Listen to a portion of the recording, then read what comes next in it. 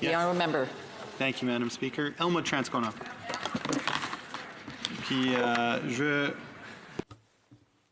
I'd like to thank the Minister for her comments.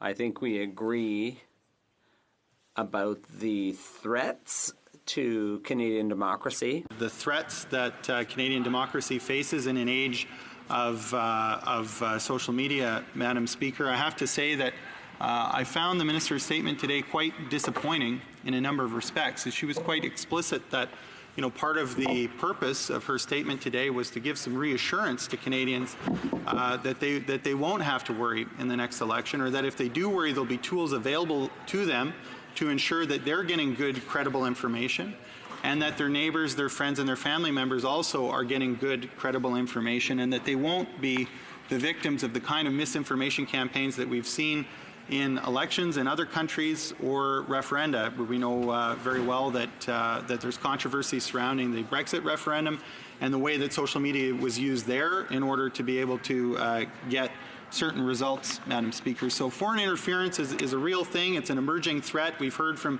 Canadian experts that Canada won't be spared from this.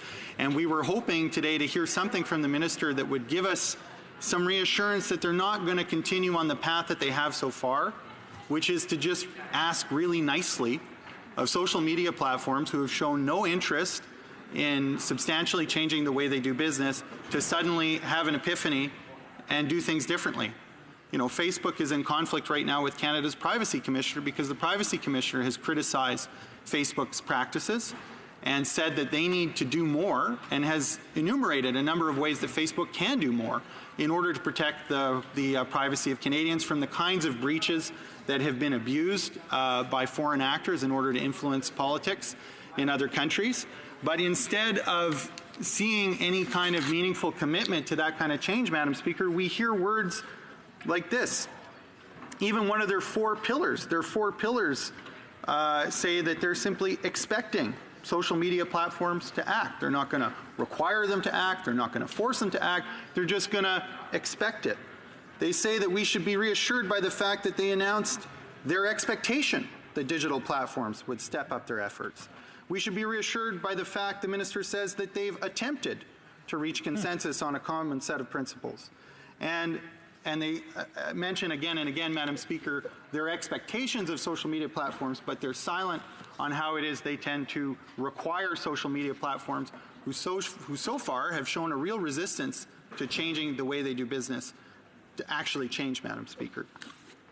And for the government's part, all they've committed to today that I can see, Madam Speaker, is that they're going to set up essentially a hotline for social media platforms so that if they have questions about their own business and how it might change, they'll know who to talk to in government. I found this actually kind of distressing, Madam Speaker, because we heard from the Minister today that they've been apparently having good faith conversations with these social media platforms for a long time. So I find it kind of strange that an important thing that they would have to do with companies that they've been having apparently a long-standing dialogue is appoint a point of contact, or make it clear who these platforms would contact. Presumably, if they've been negotiating with them, it should already be clear who they would contact. So I think Canadians should not be particularly reassured by a minister who promises she spent a lot of time working on this, and the best she can do is say, if social media platforms have a question, we'll make sure that there's someone there to pick up the phone. I think Canadians, given the threat to our democracy that obtains, expect more from their government. Likewise, Madam Speaker, to hear from the government that they've developed a critical election incident public protocol, and the only other thing they're going to do other than the hotline is to observe it, that is to say, to report on incidents after they've happened, does not give any real reassurance to Canadians that the government is doing what it takes to ensure these things don't happen.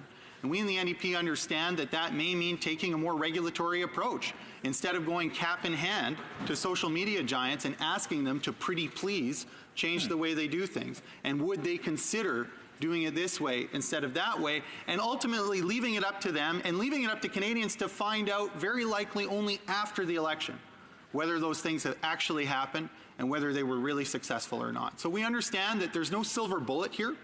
There's no one person or one party with all the ideas that are going to guarantee Canadians that there won't be the kind of foreign interference we've seen in other elections in their own, but we certainly can expect that the government would be doing much more than what we've heard today. We could expect that when the Privacy Commissioner criticizes Facebook for not acting in good faith and not complying, that the government could step up and defend Canada's Privacy Commissioner to Facebook and offer the Privacy Commissioner the tools he says he needs in order to be able to take on those web giants, Madam Speaker. We could expect, frankly, more from a government whose oversight panel consists largely of deputy ministers appointed by the government, when the traditional approach on elections-related issues is to ensure that all parties are represented and that officers of Parliament who are impartial and not related to the government of the day are the ones to take the lead and to provide the leadership that we so desperately need on this kind of issue, Madam Speaker. Those are the kinds of real and concrete measures that could have been announced today in this statement, but that weren't. And it gives me no reassurance, as I know it probably does not provide Canadians across the country much reassurance, that this government is seriously committed to doing something about this problem, as opposed to paying lip service to it while they continue to coddle up to their corporate friends in the back rooms, Madam Speaker. That's been the real theme of this government, and unfortunately, we see that influence at work here in the statement the Minister made today.